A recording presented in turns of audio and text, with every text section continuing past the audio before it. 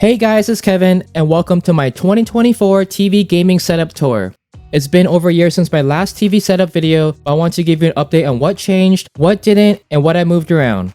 So today, I'll go over everything in my setup from the TV, speakers, streaming devices, gaming consoles, and furniture.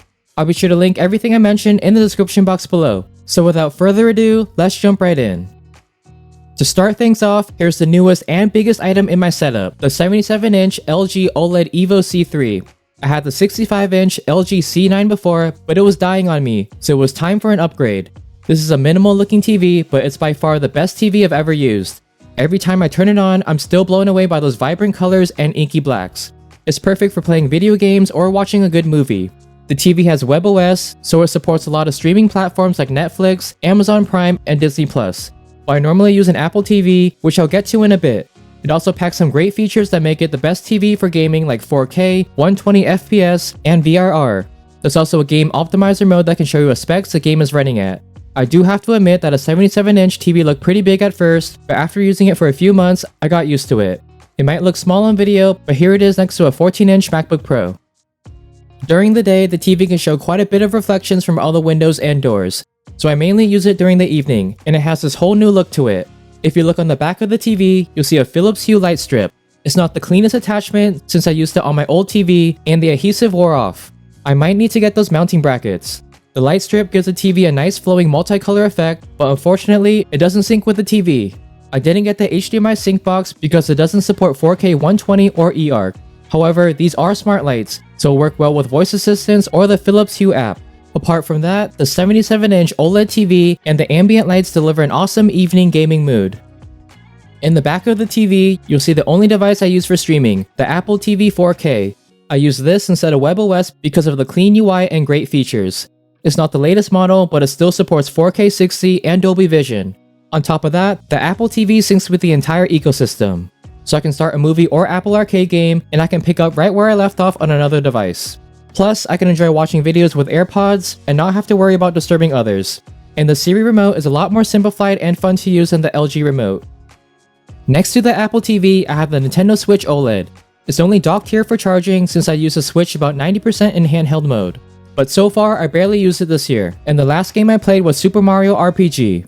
I will use it again when Princess Peach Showtime is released later this month. On each side of the TV, I have two HomePods that work well with the Apple TV. These are the first generation models, but they're still going strong. I grouped them as a stereo pair, and the two link seamlessly with the Apple TV. And with eARC enabled, I can hear incredible and lag-free audio through any device connected directly to the LG TV. As for the media furniture, I have this TV stand from Living Spaces and two drawers from IKEA. The TV stand is sold out, but you can find a similar looking one online. This is the oldest item in the setup since I used it way back when I had a 55-inch Sony LED TV. That's why the TV is wider than the stand. The good thing about this stand is that it's black, made from solid wood, and the two glass doors keep any dust and pet hair out. It has a lot of space inside, but I also have these two drawers for even more storage. And since I went with a bigger TV, the HomePods sit on top of these instead of the TV stand. The drawers have all my cables and other gadgets, but you don't want to go in there because it's a little messy. But all in all, the media furniture keeps my space looking nice and clean from the front. Someday, I'll need to work on that cable management. Inside the doors, you'll find the PlayStation 5, which is where I spend most of my gaming hours on. In fact, during the past week, I've been playing Final Fantasy VII Rebirth. And let me tell you, the game looks amazing on this TV. I have the original disc version on the PS5, but you might have noticed that it blends in with the rest of the TV stand. And that's because I'm using Dbrand's dark plates before Sony sued them. Also, matte black everything.